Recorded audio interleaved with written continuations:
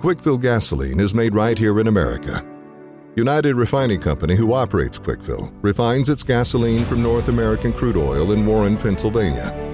When you buy United Refining Company gasoline at Quickfill, you keep jobs and businesses in America, and you keep American families strong. You don't need to send your money overseas when you buy gasoline. Buy American-made gasoline at Quickfill. Quickfill, driving America. From baggage claim to pajamas in 10 minutes. Erie International Airport. Fly with ERI.com. Fly Erie International Airport to Charlotte on American Airlines, your nonstop gateway to the world. Also, we have Breeze Airways flying nonstop to Orlando and Tampa, Florida. A great low-cost carrier providing excellent service to the regional community. Fly Erie International for your travel needs. Fly with ERI.com. Welcome to TalkErie.com's Joel Natale Show, Erie, Pennsylvania's daily podcast. Every day, we tackle the biggest issues that the Erie, PA region faces. Stay informed and involved as we advance the narrative of Erie. Now, here's Joel Natale. We are excited to have with us, once again, Ben Jeffries from the Hallman Auto Group. Ben, good to see you. Good to see you, Joel. Thanks for having me. I always love our conversations. Yeah. You know, I always step into things that I know nothing about, but you bring me back. You're like that lane guidance software that they have on these cars now. You bring me back into the lane, don't you? Hey, everybody drives. Everybody knows something about it. That's for sure. So, okay, here we are. All intents and purposes, the pandemic ended 2-3 years ago. You've been in this business a while. Compare 2019 with 2024. Are we fully back, or has the car business fundamentally changed? You know, that's an interesting question, Joel. I'll tell you this. I think that this is probably the best new car selection that's been on the ground in a very, very long time, which definitely has echoes of 2019. However, I would tell you that inventory compared to 2019 is still probably a little bit less. Okay. It's a little more focused on what people want. Yeah. I think all of the manufacturers have done a dramatically better job at producing what people want, as opposed to just shoving down dealers and consumers' throats what they think they ought to want. How has research been done over the years, or more in the more recent years? I mean, how do they know what consumers want? Is it always based on the sales, or is it? I mean, is there focus groups and data collection and all that stuff? Yeah, I would tell you that every company is a little bit different, Yeah. but of course, yeah, there's what's actually selling, and then there's what's actually selling quickly, and then there's what's selling without being incentivized. That's obviously a great indication that it's what people want. You know, like the Trax for us, that's been a tremendous home run of a car, right? Interesting. It starts at like 21 grand and everybody loves it. And, the deal is that, it's 21 grand. So that's fantastic. And people love it. Is there a felt need then from manufacturers saying, we've got to have something in that sweet spot right around 20 Gs? Mm-hmm. I think so. Yeah. Yeah. I mean, affordability is the name of the game, especially over the past 2 or 3 years. With the interest rates, inflation, cost of living, all these things, Mm-hmm. I can tell you that over the past week or so, it seems like there's this newfound optimism in the business community, which is great. People are calling us, asking us for, truck fleet orders, things like that. Wow. Which is great. That's good news. But, the new car business has been really strong the past couple of weeks, too. I think people are, whether the election went the way you wanted or it didn't, I think people are like, well, it's done. The uncertainty is over. It's done. Let me make a decision. Am I going to buy? Am I not? Yeah. I think the anxiety is sort of out of the air, which is good. All right. So tell me about, I know there's no such thing as a typical buyer. Yeah. But, don't you usually buy when you have a little bit of life change? That first baby takes you out of the sports car and maybe not necessarily into a minivan, but certainly something that could accommodate a car seat, right? Well, sure, Joel. I mean, David Hallman is always fond of saying people buy cars to change their lives. We help them do it. Right? Oh, that's a really smart thing to say. I mean, it's just true. It's true. Yeah. You know, it's the machine that gets you to the place where you make your money. It moves around the people you love, gets you to the places, things, events that you want to go to. And, you know, in Erie, it's critical to have a car. You really want to have a car. So, you know, you're absolutely right. You get married, you buy a house. That's actually still the leading indicator you're going to buy a new car is that you just bought a new house, which is I had no idea. a riot, but it's true. That is. You're like, well, I just bought a house. I mean, what's a car? You know, I don't know. There's it's like the hot hand fallacy, right? People just do it. But yeah, different things shove people into the market at different times. Yeah. And I would tell you that, gosh, we just have such a great selection on the ground at both Chevrolet and Hyundai right now. Yeah. Well, and a part of that is basically, like you say, they research what people want, and you have this kind of diversity. You were mentioning vehicles that don't need incentives. I would imagine the Silverado does not need an incentive, does it? Oh, everybody loves the Silverado. I mean, it's still the number one selling vehicle in the Chevrolet portfolio. Right. Everybody loves the Silverado. But I will say this. Incentives on Silverado are very good right now. Oh, okay. Very good. I mean, we're doing about a $4,600 Hallman discount on all Silverado in stock. Yeah. All 1500s. And that's in addition to factory savings. And I mean, you can save $8-9 on a Silverado right now. Oh my gosh. Okay. Yeah.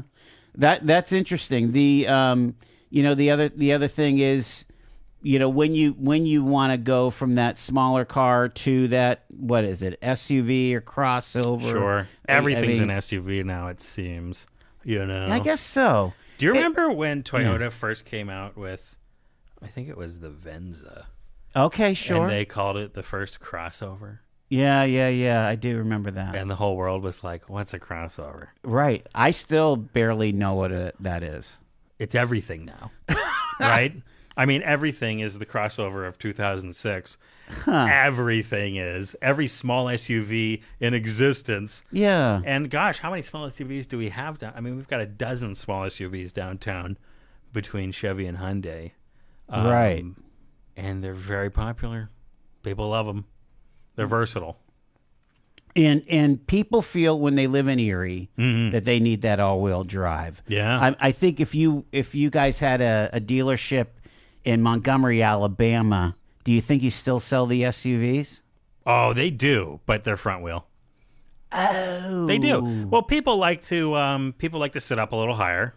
Yeah. Right. People like to have a trunk that they don't have to, drop things down into. Yeah. So it's all function in. I think so. Form. Yeah. I think people like to have a car that they can do a lot of different things with. That being said, I mean, I've watched people drop the back seat in a Sonata at our Hyundai store and put a kayak in the back, poking it into the front passenger seat. Right. So, I mean, you can do it. Yeah, in a Sonata. Oh my gosh, that's funny. I love the Sonata. Yeah.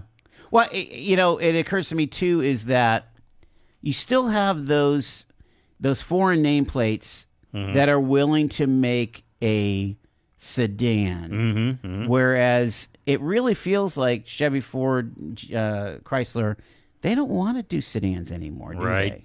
It's true. And what do they tell you about all that? Well, I mean, there's. I mean, you think about the Camry and the Accord, like they sell bazillions of those. Yeah, and they are very popular cars, and that's true. I just think that General Motors and Ford and Stellantis, right? Yeah. They have just made a strategic decision that, hey, we're going to take all of this R&D dollars and we're going to shove them into smaller SUVs because people want this versatility. But didn't you used to sell like again, Infinity of Malibus or whatever back in the day? Like for just sure we did. 5 years ago. Well, probably, I would say the last time we sold a real critical mass of Malibus was probably almost 6-7 years ago now, Okay. I have 5 Malibus remaining. You know? still do, huh? Yeah, like the very last Malibus. I just had them land last month. I have 5 left. I'm doing $1,000 off, and What are they? Oh, they're 23s own or a 24s? piece of history. It's true though. They're actually 25s. Oh, okay. They're 25s, but they're the last Malibus. They're the last GM's Malibus ever gonna That's make. it. Wow. I've got 5 of them, and they're great cars. Yeah, yeah. I like sedans. My first car was a sedan. Yeah. Let's get a phone call in here. Hi, we're talking cars here on the Joel Natale Show with Ben Jeffries. Go ahead. Hey, how's it going, guys? My question was, I was wondering if you had any insight into what's going on with the car part industry right now. Like, look at Advanced Auto Parts going under now, and all these other producers of car parts that you'd go buy are having trouble, major trouble. I was wondering if you had any insight to that. I'll let him answer off the air. Thanks for the call. Appreciate it. So, yeah, I wasn't aware that aftermarket parts are having trouble, huh?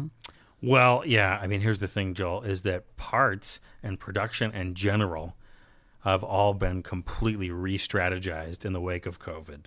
Okay. Right? Okay. So, even manufacturers of third-party parts are like, you know what, we need to be there for the manufacturers and for the dealer network first, everybody else after that. Wow. So you have a body shop at Hallman's, right? Correct. So deer hits are crazy right now. Oh yeah. If I'm pulling in my Equinox and I need a new radiator, how easy is that? Well, it's usually a decision between you and your insurer, right? And what's available, right? So, but standard everyday parts like that, radiators, compressors, I would tell lights and front covers, I would tell you the vast majority of parts are much more readily available today than they have been in the past 3 or 4 years. Okay. However, the discussion is probably going to go something like this, like, hey, Joel, it's Hallman. Hey, I've been talking with Erie Insurance, and we've been going back and forth, and we could do this a couple of different ways. We could go with this third-party part, or we could go with this genuine OEM part, and they're happy to cover it either way. This one's going to be faster. This one will be a little slower. What matters to you? Do you want your car back sooner, or would you rather have the OEM part? You know, I mean, these are the complicated discussions taking place in every body shop all the time. But that's a customer service thing, right? Okay. I mean, there's nothing worse than being without your car. You know, It's true. You know, It's I true. mean, it's fine to have rental coverage, but you want Right. your car back, Right. And as far as things that might go wrong in the service department, generally those parts are available. I'm sure brakes and all that stuff. That's not a problem. It's pretty normal. It's pretty 2019-ish. Okay. Yeah. I want to talk about used. I want to talk about electric, but let's start with used here. What's the used market as far as, first off, on your end? Are you able to get cars? Is it getting better for you to get the cars that you want to get at a decent price at auction and so on? Well, sure, Joel. I mean, everything's getting better because new car has been better for a long time, right? So, and it's trickling down now, right? Right. And the best used car is going to be stuff coming off of lease. That's our most common source, right? Folks that drive a car for 2 or 3 years and they treat it well, and it's been well maintained, and those turn into awesome used cars, certified pre-owned cars, that sort of thing. So those 2021s, those again, you sold a bazillion Equinoxes, right? Equinox, Silverado, Sonata, Tucson, things like that. Yeah. They're coming back, and again, they might get scarfed up. Coming back in force, and they're a great used car option. And usually they're certifiable, which means that, for a fee that we pay, right? They get this nice extended warranty. The bumper to bumper gets pushed out, the powertrain gets pushed out. Usually get some complimentary services on top of our Hallman Complete Care is what we call it. You know, 2 free oil changes, 2 free tire rotations. Sure, yeah. The what's interesting too is, if it's a local, like if they bought from Hallman's originally and it's coming back, a lot of people don't put a lot of miles on their cars. I mean, especially around here. I mean, our commute is 20 minutes. It's 4 miles.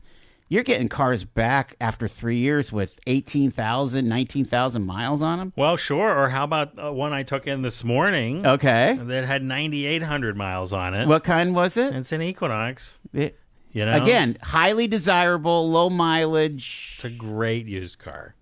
For It's a what? Is whoever it a has 21 or something? It's a 20. I think it was a 21, yeah. Yeah. Yeah. All right. Bug Ben if you want that one. Let's get another phone call in here. You're live with Ben Jeffries from Hallman's here on Talk Erie. Ben, I have a question for you. On the newer vehicles, I have a lot of friends that buy new trucks and new cars, and when the warranty expires, they're having electrical problems and having, especially the hybrids, the vehicles where half, they get an engine and plus a battery.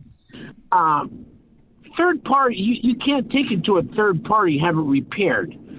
Because it's proprietary, information in a lot of these electrical systems and engine components that you have to take them to the dealership. Is that right to repair legislation moving forward that will allow third parties to fix these cars so you don't have to go to a dealership to repair them? I'll let him answer off the air. Thanks so much for the call. Yeah, that's that whole IP thing, yeah, right? Joel, it's like this is a complicated topic, and Sure. obviously a very educated callers. So this all reared its ugly head with John Deere. Was it John Deere? Because John Deere, I thought it had something to do with Musk and Tesla too. well, maybe it did. Yeah, but yeah. I'm familiar with the John Deere Okay. case, and same issue. Maybe a little more understandable in the case of John Deere because you have these $500,000 tractors and only they know how to fix them and they're not letting third parties repair them. And so they would require you to bring them back. Now there's lots. So, right to repair is obviously something that on its face seems like something great for the consumer.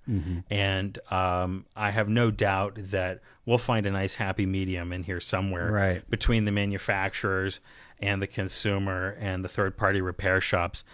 I am not familiar with the particular status of that law as it is in Pennsylvania. Sure. I know Florida recently struck it down. Did they?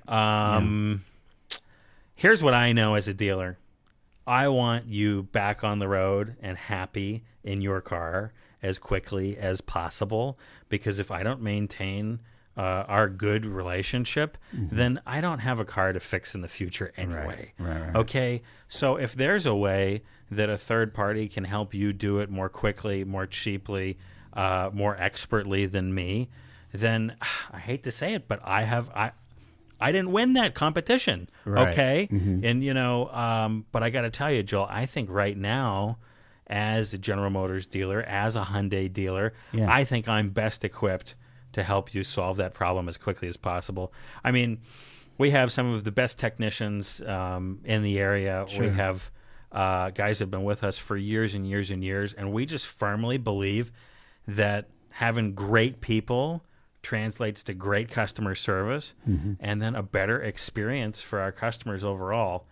I mean, given where we're at again, post COVID, you've got parts issues sometimes, and you do have service issues where there's just so much demand, and so sometimes you call your dealer or call your repairman, and it's 2 weeks, it's 3 weeks. There's really no way around that, is there?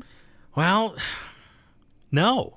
But I guess my point would be, who's General Motors going to satisfy first? The third-party repair shop or their franchise dealer? Right, exactly. Yeah. It's interesting stuff.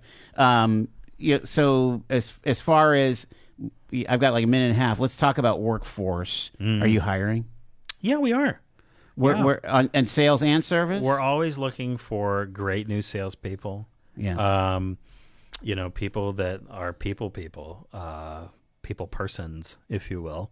And we're always looking for great technicians.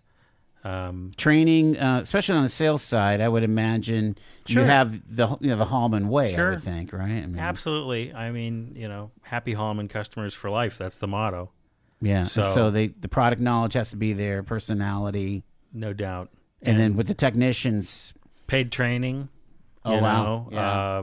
a path forward.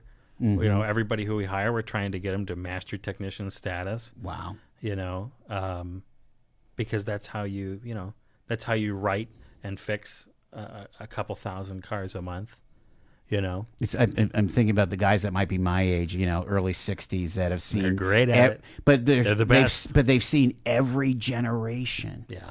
I mean, there was none of this electronics when they were working on the old But they were- Chevy Vega. They were the nerds of 40 years ago, right? Right. They were the tinkerers. You know.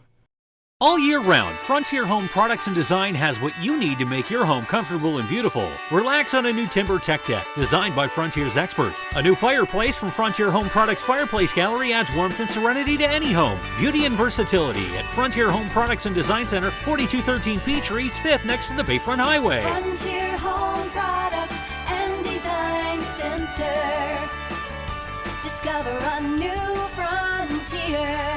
PA contractor number PA039007. Get paid to drive. Start a new career behind the wheel at the EMTA. If you are looking for a high-paying and rewarding career with full benefits and paid training, stop by or apply online today with the EMTA. Plus, EMTA riders can now enjoy free Wi-Fi on new, clean, and environmentally friendly buses to travel all over Erie County. Visit ridethee.com for more information. Get on board EMTA. Get on board EMTA. Get on board.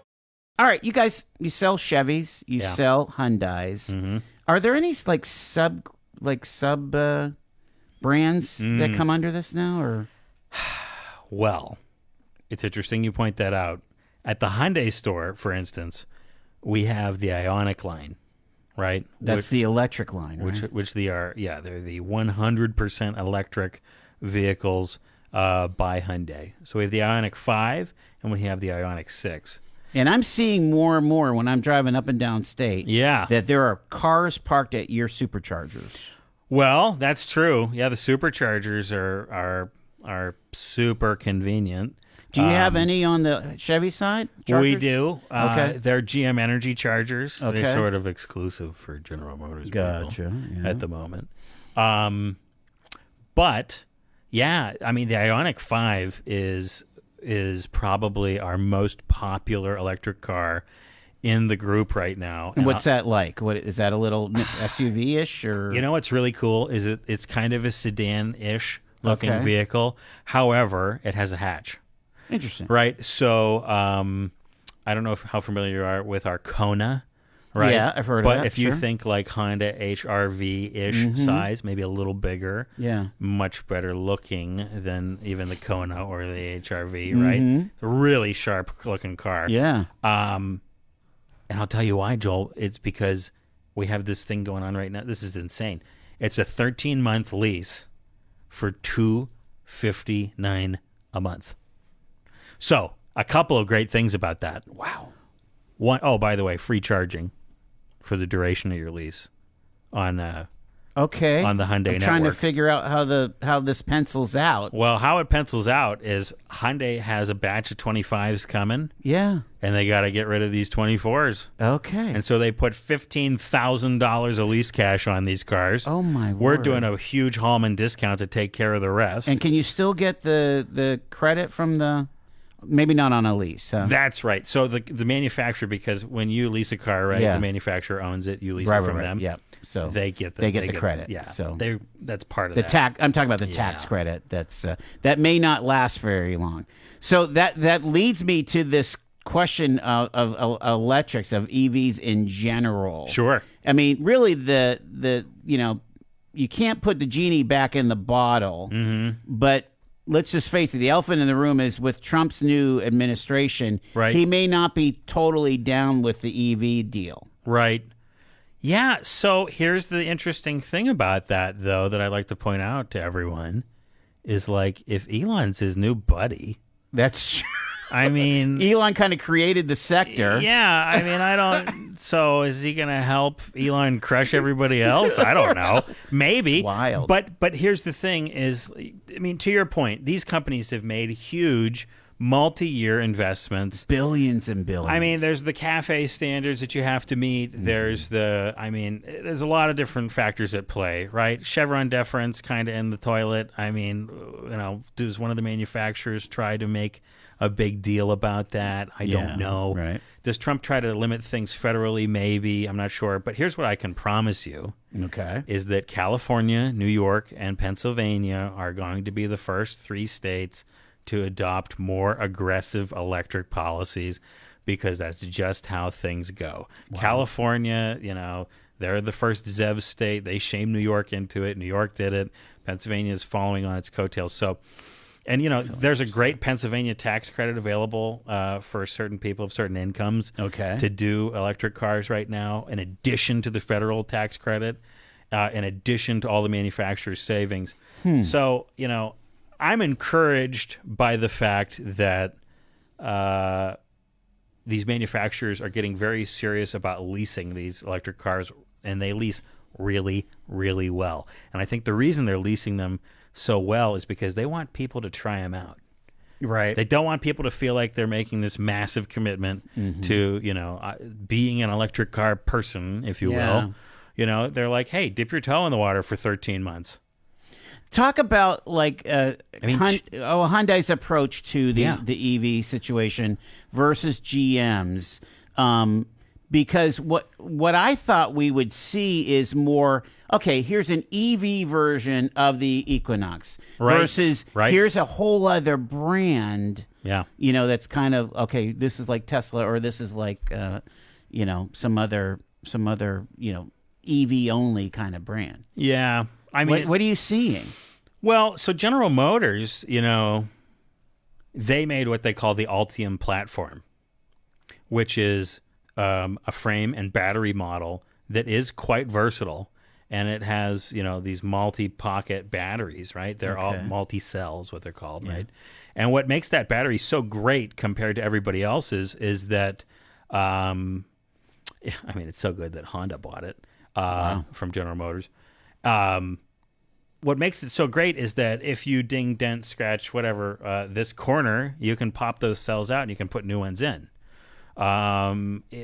Instead of, the Tesla model of one huge solid state battery, which, if it's tanked, it's tanked. It's over. So that's pretty cool. Hyundai has sort of met in the middle. Right? So they have their exclusively electric cars in the Ioniq 5 and 6. Right. But then we also have electrified versions of Kona, of Santa Fe. That comes in a plug-in electric hybrid. Yeah. Right? So things like that. I think everyone is trying to provide the consumer a nice variety of options. Okay. Talk about, again, we talked about that, if you had a dealership in Montgomery versus Erie, is it just going to be that Erie folks are pretty wedded to internal combustion engines because of the cold, because of the snow? We've talked about this before. Yeah, maybe so. Maybe so. I mean, if it's going to be your daily driver, I think you're just going to feel more comfortable with an internal combustion vehicle.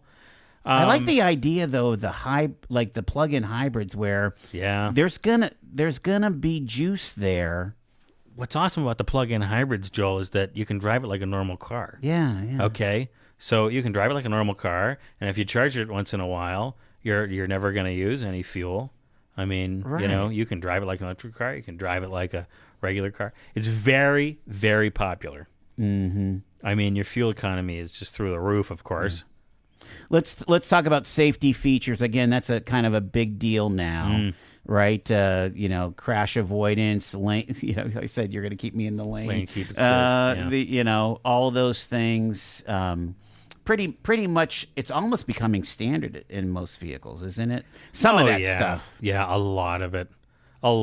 I mean, Chevrolet calls it their safety suite. I mean, almost every brand new Chevrolet comes equipped with a handful of safety features, that are really cool. There's some things that are kind of unique to General Motors, like I don't know, we've had this for a long time, by the way, but nobody else does this. I don't know why. you approach something on the left side of your seat vibrates. That's wild. It's kind of cool, isn't it? Yeah. As opposed to a beeping light. Yeah, I mean, you get that too. Okay. But it's like, wow, that's kind of interesting. In fact, we recently sold a Blazer EV to a longtime customer of ours, but it'd been a while since she laced something else. And she texted me the next day. She goes, "You should have warned me."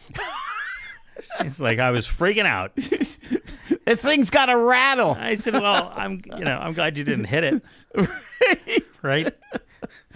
So that's my good. gosh. That's funny. But yeah, I mean, safety features are definitely more and more standard today. There are some really great things going on. My favorite new safety feature, and you don't think of it as one, but it's this rear view mirror that's in both Chevys and Hyundais. It's available where the whole mirror is just a constant video feed of behind you. Oh my! And what's so cool about that is that you got kids screaming in the back, you got the back seat piled up with stuff. You're on a road trip, whatever. Somebody moved your mirror. It doesn't matter. You can see this huge, wide view behind you.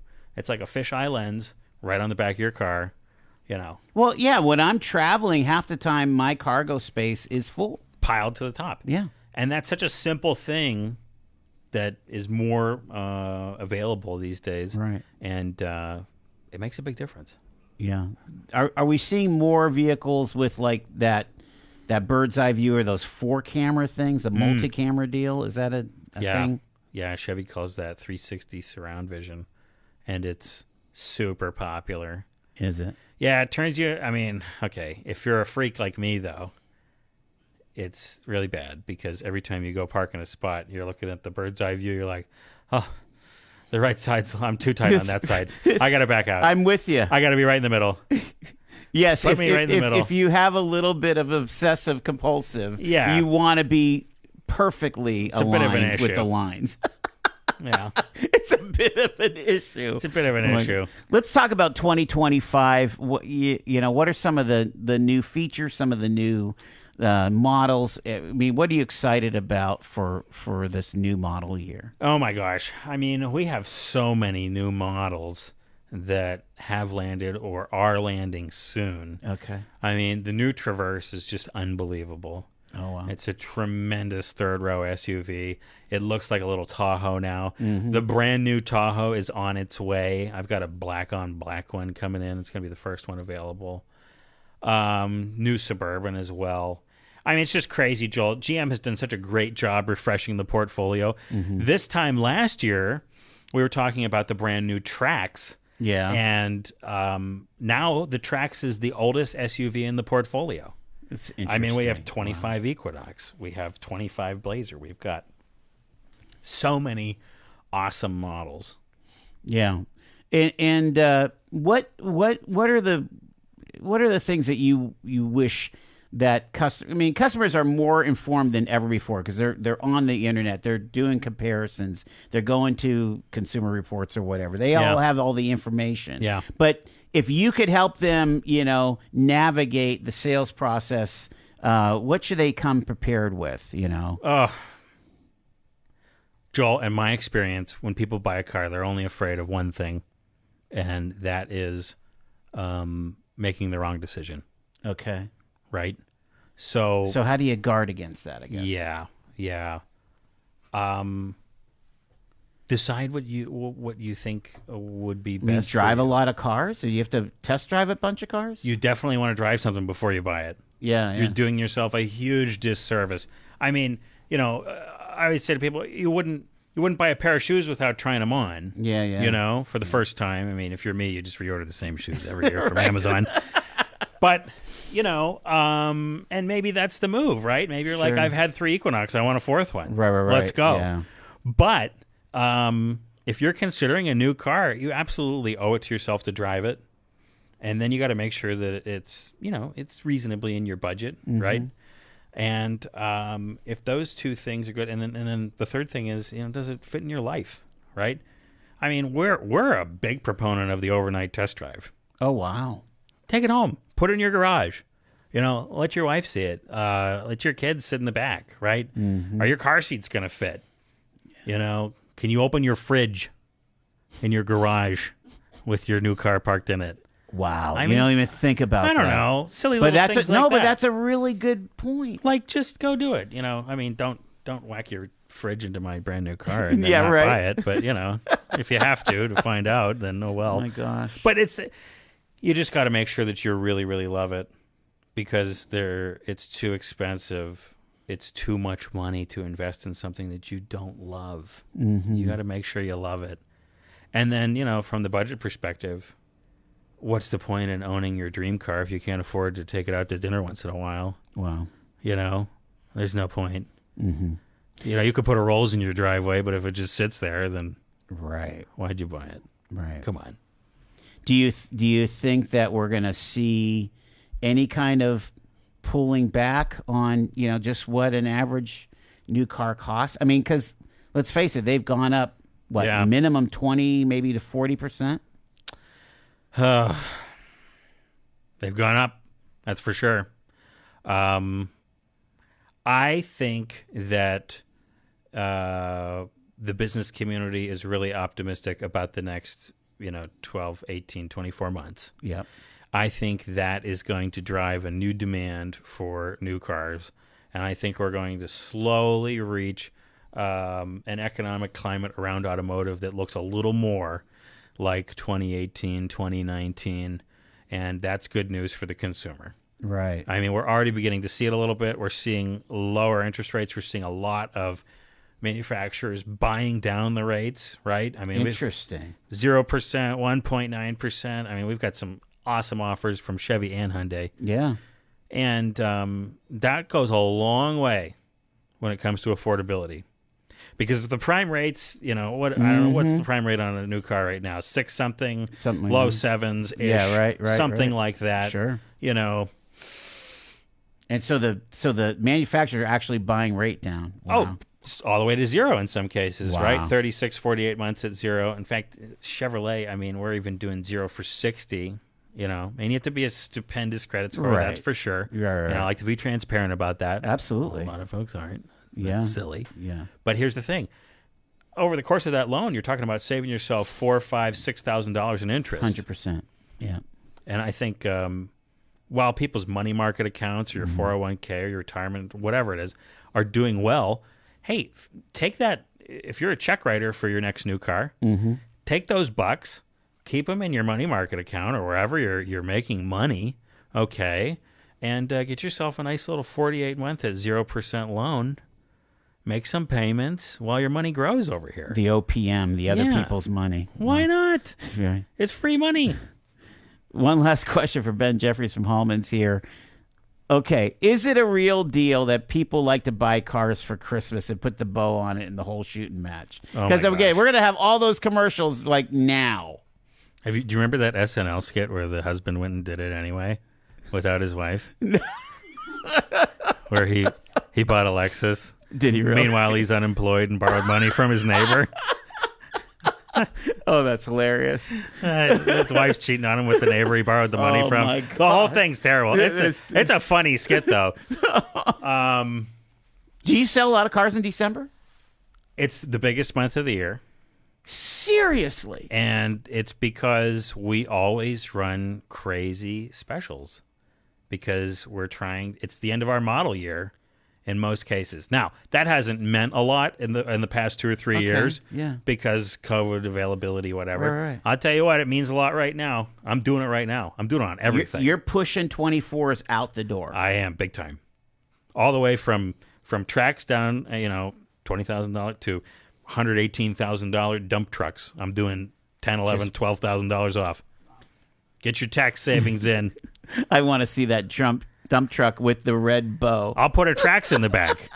You can put the tracks I'll in just the back. take the discount off the dump truck, and I'll put a brand new tracks in the back for you. Oh my gosh! You can drive it off. It's a fun business, isn't it? It is because Car business. You know what? Here's the most fun part about it, Joel, is that even if you have like a really difficult problem to solve, right? You've got an affordability issue, a time issue, an insurance. Let's say you have all the issues. At the end, somebody's getting a new car. Right. That's fun. Yes. New cars are fun. Yeah, I yeah, mean, yeah. you know, even if it's just a new to you car. New to you car, right. I mean, think about how excited we all were when we got our first car as a kid. Absolutely. Right? I mean, mine was a 97 Crown Vic. Mine was an 80 Chevy Monza. Yeah. See, that's not even a real car, Joel. They're just making up cars over there. Do you remember that? The Monza? No, I don't remember that. Monza, yes. Joel, Well, it's you'll have way to before forgive your me. time. Yeah. Yeah, you were we one. I was born in 93. Well, there you go. Okay. I'm sorry. I'm sorry. That's hilarious. No, but it's true, though. That's why it's a fun business. Yeah, everybody loves a new car, whether it's new to them. Thank you so much, Ben Jeffries, General Sales Manager at the Hallman Auto Group. Appreciate your sponsorship and appreciate your candor and expertise. Thanks what for a great having me, Joel. conversation, man.